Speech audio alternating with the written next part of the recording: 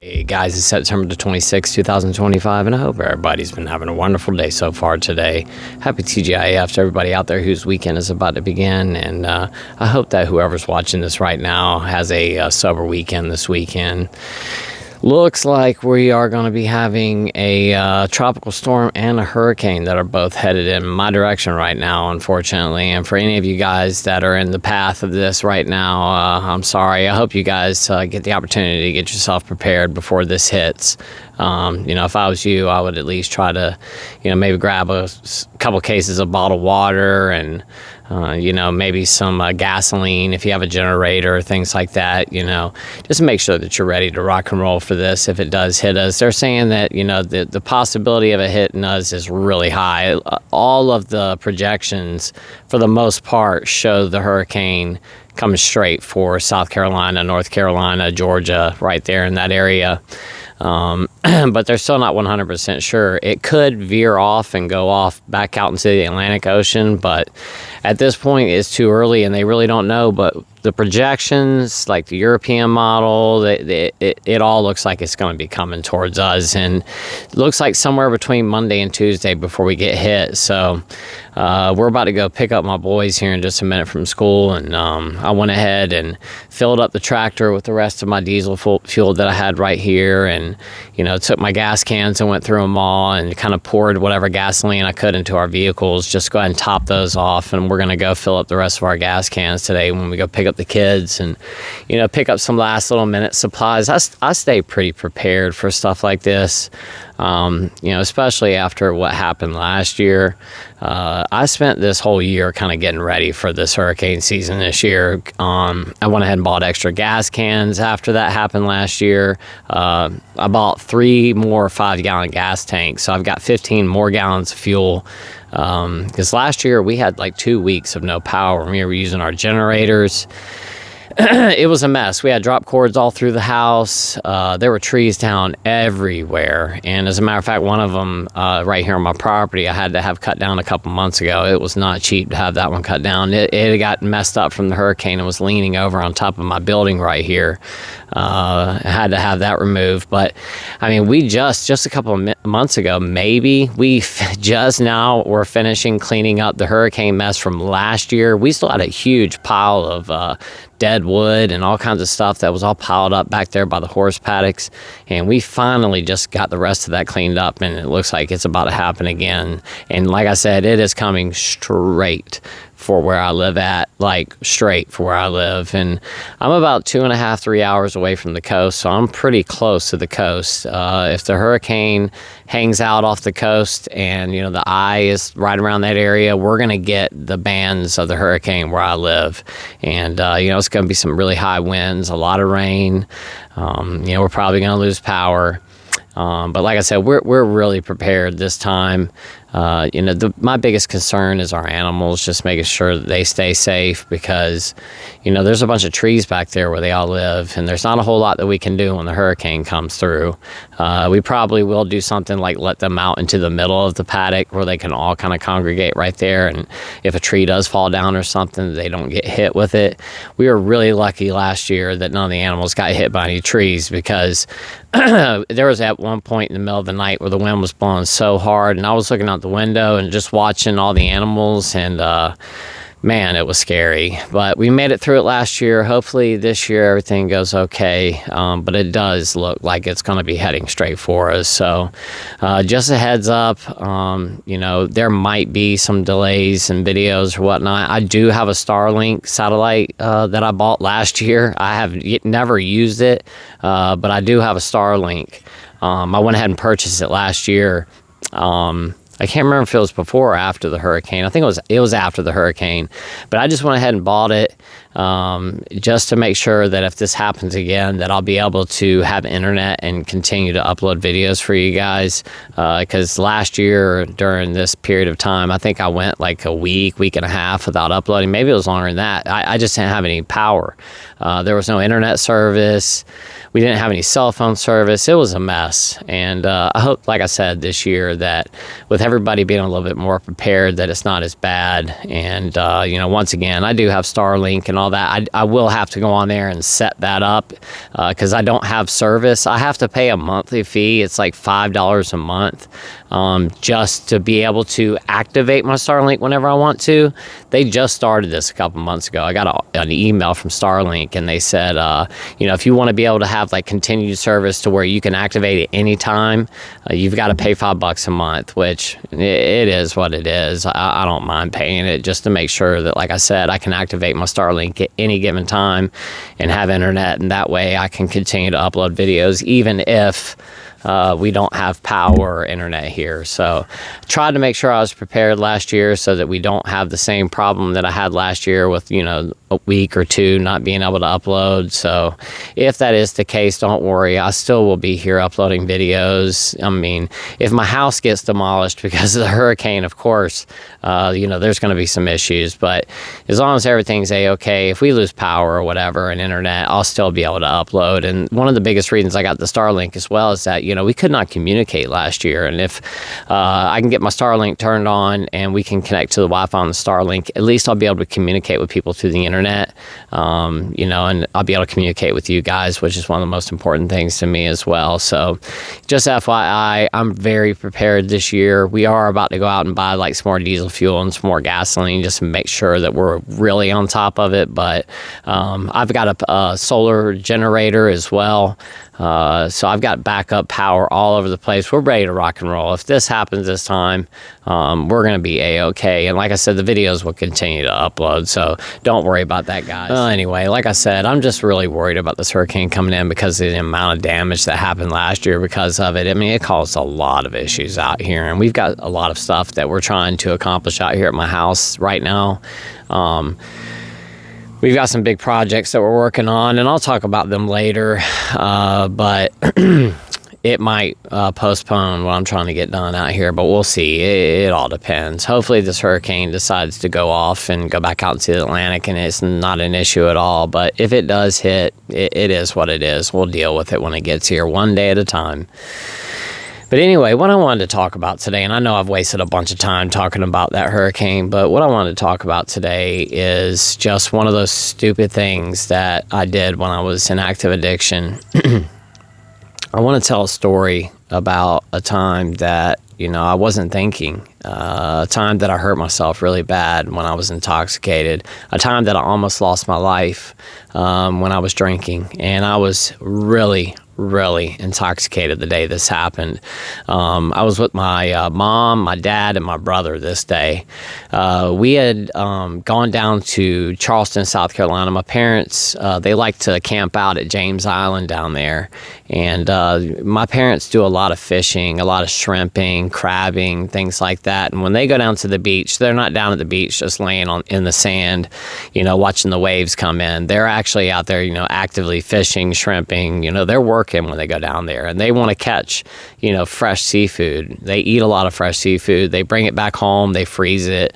My parents, they go out in their boat and, they cast nets. They put out big feed balls. They mix in like cornmeal and clay, and they make these big balls of feed with that clay, and they throw it in the water, and they put these big stakes in there so they know where to go back to, and they'll throw those big balls of clay in, they leave them, come back a couple hours later, and the shrimp will be all over that clay trying to get to that feed, and they cast nets up on top of the shrimp that are feeding on those feed balls. It's often done, really early in the morning, like when it's still dark, 4 or 5 o'clock in the morning, somewhere around there when they're doing it. It depends on the tide, when it's coming in and stuff like that, because they like to do it out in the marsh. But like I said, my parents are really into like fishing and shrimping and all this kind of stuff. And so we went down there with them on one of these fishing trips. This was maybe, 15 years ago or something like that. And we had both left our wives home and our children home and just decided to go down there and hang out with my parents and do some fishing and shrimping for a weekend. And we had stayed down there. I think we got there on like a Friday. And as a matter of fact, I slept outside on their like folding recliner chairs. And one of the things about James Island too is it is overrun with raccoons. And the night that I was sleeping outside in one of those folding chairs the first night that we were there. I kept getting woken up. Something was touching me in my face, and I couldn't figure out what it was. It would wake me up, and I, was patted off and whatever, and I'd roll back over again or whatever. And then a few minutes later, I heard something like digging around in the cooler where our beverages were, all of our beer and sodas and all that stuff. And I kept hearing something digging around in that ice. And I happened to look back because I thought it was maybe my mom, my dad, or my brother, one of them getting something to drink in the middle of the night. Because it was like 3 o'clock in the morning when I'm hearing this digging around in the cooler. And I happened to look back, and it was a raccoon digging in our cooler trying to get the stuff. And what was touching me in my face were raccoons. But they didn't let me sleep very well. And then the next morning we got up and got on the boat and headed out to go do some fishing. And we went way out in the ocean, a couple miles out, and had fished all day long. This same day, I had a pair of Oakley sunglasses on, and I told my dad, because I've been drinking since the moment that we woke up that morning, and I'm drinking all day long, and we're way out there in the middle of the ocean. We have parked the boat on top of a shipwreck because we were fishing right there on top of the shipwreck, and I had to pee, I had to urinate, and my dad was like, well, if you need to go to the bathroom, you're going to have to jump in the water, because there were a bunch of other boats out there on top of this shipwreck fishing as well at the same time as us. And I stepped up onto the front of the boat, and right as I was about to jump into the water, my dad said, watch out. And there was a big stingray, humongous stingray right off the bow of the boat. And I jumped right on top of it. And this was right around the time, this will date it, because the Steve Irwin thing had happened right around that time, a couple years before that or something. So it freaked me out when I jumped off the front of the boat, and this big stingray is right there that I landed right on top of. It was a very interesting day. And like I said, I had these brand new Oakley sunglasses on. And when I jumped off the front of the boat and landed on top of that stingray, the sunglasses got ripped right off of me. And this is like a $200 pair of sunglasses that I lost right that moment. But, whatever. I was drunk, just being my stupid self that I always was, a day out on the ocean ended up being a mess because I always made it into a mess. There was always just so much going on whenever I was drinking. I just caused so many problems back then. There was always drama. There was just always something, and I was always causing trouble because I always had to get into something. I always had to cause mischief, and just because I felt like I needed to. I felt like people would like me if I was always doing crazy things. I didn't give people a chance to like me for who I was. I had to portray this other person, and in order to become this other person, I had to drink. It was like putting on my Iron Man suit. When I would drink, it was like the whole suit just came on, and I became this whole other person. I became Iron Man or Vodka Man, if that makes any sense. I would get to drinking, and here I am. There's Vodka Man. My whole suit's on. I'm a completely different person, and now I'm ready to rock and roll and start doing stupid things, and this day was no different. And this is the point of the story that I wanted to talk about. So we had been out on the ocean all day long. The ocean was pretty big that day. There were some really big swells, and I was drinking really heavy while we were out there because I get seasick, and like that day I started getting really seasick because the way that the ocean was moving, and I just kept drinking because the more I drank, the less sick that I felt. And at one point, my dad finally said, okay, we're going to go ahead and head back in for the day. I think there was a really big storm that was coming our direction. And like I said, we're a couple miles out off the coast of Charleston. And there's this big storm coming in, and my dad's like, okay, we got to go ahead and pull everything up and go ahead and head back into shore before we get hit with the storm. And he starts gunning it across the water. And I mean, we are flying across the water. I don't know how big of a motor that my dad has on the back of that boat, but it's a 27-foot trophy Scout. I think there's 150 horsepower Yamaha on the back of that. There's a big outboard on the back of it. And like I said, my dad was skating across the water. He had that thing planed up where it was, just going just right. I mean, just the the stern of the boat was in the water. I mean, he had it just right to where the boat was just skating across. I mean, we were moving fast. And for some reason, I do not know why. Do not know what made me want to do this, but I was standing right beside my brother. We were holding on to the steel. There's like steel rails right in the center, because it's a center console boat. So I was holding onto the steel rail. My brother was holding onto the steel rail, and we're just kind of standing there side by side on the edge of the boat as he's just flying across the water. And me being my drunk, stupid self, I looked over at my brother and I said, "Do you want to jump off?" And my brother is a lot like me when we would get to drinking, and we would egg each other on. It's just the way that we've been since we were kids. One of us was always pushing the other to do something. And this day was no different. And this day, I pushed him to do something stupid. And like I said, I asked him, "Do you want to jump off?" I don't know how fast we were going, but we were moving across the water. I mean, moving fast, maybe 45 miles an hour across the water. It was flying. And when I asked my brother, "Do you want to jump off with me?" he said, "Yeah."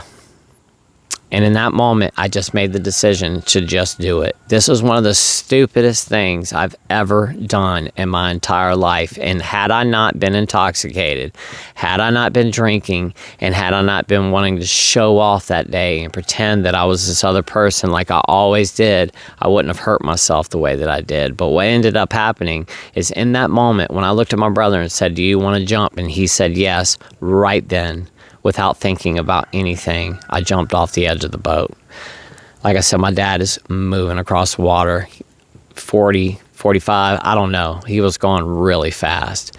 And when I jumped off the edge of that boat, because I stepped up onto the side, which, you know, I'm maybe 2.5 feet off the surface of the ocean, I just jumped. And when I jumped, I turned backwards. So I was standing on the side. I was on the, I can't remember what it's called. I was on the right-hand side of the boat.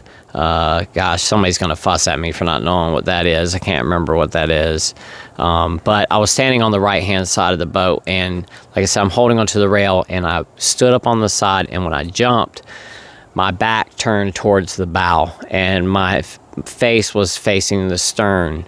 So when I hit the ocean with my back, and immediately, I don't want to sound gross or anything like that, so please don't take this as me trying to be immature here, but I just want to give you guys the details of how bad this was. When I jumped off the side of that boat, a bunch, and I mean a bunch, of water went shooting up my rear end. Just the way that I jumped off the side of the boat, and when I did, I hit that water. It hit me so hard. I didn't think about that at all. You know, water has tension, and if you hit it hard enough, it's like hitting a brick wall. And like I said, when I jumped off the side of that boat and I hit that water when we were moving as fast as we were, all of a sudden, just water shot up my rear end, and I hit the water like with my back. So I hit the water first with my butt, and then I hit the water backwards. And when my head hit that water, I lost consciousness for a second. All I remember is everything going black. And then next thing you know, I'm completely out of breath. When I hit the water, it knocked all the wind out of me. And for you guys that have had the wind knocked out of you, you know how scary that is. Here I am out in the middle of the ocean. We're miles out off the coast, and I don't have a life preserver on. All I have on is a pair of swim trunks, and I'm highly, highly intoxicated at this point. I'm so drunk. We had been out there drinking all day, and I just jumped off the boat. I don't know how deep the water was, hundreds of feet deep where we were located at. There's nowhere to stand up. There's nothing I could do. I just knocked the wind out of myself. I'm completely disoriented because when I jumped off that boat, it just spun me. I didn't know what was going on. And I'm out of breath. I'm trying to swim up to the surface because I had gone down under at this point. I'm trying to swim back up. I don't have any breath. I finally break through the surface of water. I can't get the air to go into my lungs. It was a very, very scary feeling. I'm fighting for air, trying to breathe, and I couldn't. and I'm out in the middle of the ocean, and I happen to look over and I see my brother. He's not far from me. He's wading in the water and yelling at me about how stupid of an idea that was and why I wanted to do that and why did I ask him to jump off with me and all this kind of stuff. He's upset, and my dad is gone. Neither my mom or my dad were paying any attention to what was going on. We just jumped off, and my dad just kept going. And he didn't notice that we had jumped off for a second. And by the time that he did, he had gone, I mean, far. And I forgot to mention that when I jumped off the boat, I was holding onto that steel rail, that stainless steel rail. When I jumped off, I must have grabbed hold of my dad's antenna. He had one of those Shakespeare antennas, like a CB antenna, that I grabbed onto, and I bent it in half, and my dad was pissed that I'd broken his antenna. So when he came back around, he finally turned around and started coming back, and he couldn't go fast because we're just out there in the middle of the ocean. You know, he didn't want to run over us or something. And, you know, the waves are doing like this. It's really choppy out there. So it wasn't easy for him to get us in. And when we pulled up beside us, he was upset. He's like, why did you guys jump off? Why did you do that? Why did you break my antenna? And I'm trying to explain to him, like, I didn't mean to do it. Please just let us back on the boat. My dad's one of those people that he's going to teach you a lesson when you do something like that. And, it's one of those moments where I didn't know if I was going to make it. My dad was trying to teach me a lesson. Here I am. I'm in my 20s, late 20s probably at this point, and he won't let me back on the boat. But he finally did after we apologized for, doing what we did. And he let us back on. And he chastised both my brother and myself for a long time that afternoon. But it was stupid. And it shouldn't have happened. I should not have done that. But I did. And once again, it was one of those dumb things that I did when I was intoxicated because I was not thinking. I was not using my mind. I was just doing what I thought was cool in the moment. And I almost lost my life doing so. Again. And this wasn't the first or the last time that something like this happened. It's just one of the many stories of things that happened to me when I was in active addiction and dumb things that I would do. Ways that I would risk my life. And, I not only did I risk my life, but I risked my brother's life that day too, because I talked him into jumping off with me. What were we thinking? Neither one of us had life preservers on. We were out in the middle of the ocean, waiting around. Somebody could have came along and smacked right into us because we were on the main drag to get back into, Charleston. So there were boats all over the place out there. They would not have seen us, especially if we had gone down behind one of those waves and a boat was coming along and didn't see that we were down below the trough of the wave. They could have ran right over top of us, and we wouldn't have made it. I wouldn't be here talking with you guys right now.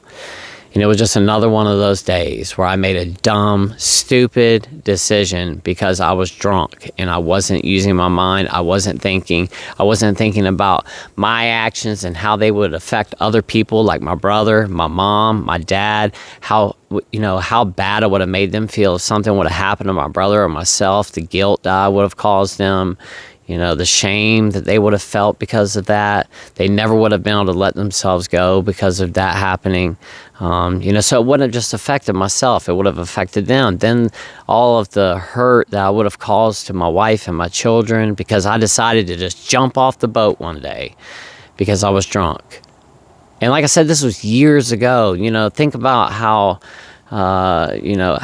what I would have put my wife through because of that, having to raise our kids on her own because I decided to just jump off the side of the boat when it's going 50 miles an hour across the ocean.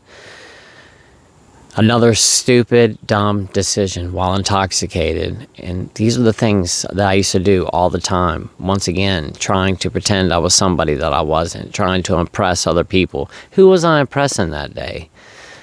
I don't know.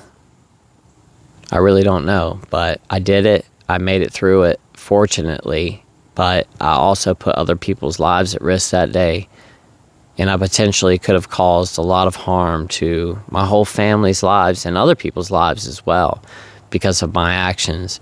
But today I'm sober, and today I wouldn't do something like that. I just wouldn't. Because when I'm sober, I'm using my mind. I don't put other people's lives at risk. I don't put my life at risk. I don't make split-second decisions like that. And I'm not trying to impress anybody. I have no one to impress. All I want to do is be the best person that I can be for this world, for my family and for all of you guys, and just for my community in general. I just want to be the best person that I can be in this world and try to help as many people as I can and not do things like that anymore. And like I said, when I was in active addiction, things like that used to happen all the time. Now that I'm sober, I don't do things like that anymore. And it's because I'm sober today. And I hope that you're sober today as well. Let's stay sober one more day. Let's not go back to doing things like that. I know that whoever you are watching this right now, I know that you can think back to at least one time that you did something really dumb when you were intoxicated. Something that you woke up the next morning and almost had a panic attack when you thought about what you did. You know, you're sitting there thinking, I cannot believe that I did that last night, you know? Or maybe you did something, you actually got in trouble for it or something like that. I mean, things like this happen. We make really poor decisions when we're intoxicated. But like I said, one more day, today, let's stay sober. We'll cross tomorrow when it gets here. We'll cross Sunday when it gets here. We'll cross Monday, Tuesday. We'll cross every day this week when it comes. But for today, on this Friday, the 26th of September, 2025, let's stay sober one more day. It truly is one day at a time. We live our lives one day at a time. Let's take our sobriety one day at a time. We can do this one day at a time. Guys, thank you so much for watching today. I really do appreciate it. And I just wanted to tell that story today of one of the stupid decisions that I make trying to impress other people when I was intoxicated. Just another reason to stay sober today. Thank you so much for watching, guys. I really do appreciate it. And until tomorrow, I will see you all then. I hope you guys have a wonderful, sober rest of your Friday. I love you guys so much. Bye-bye.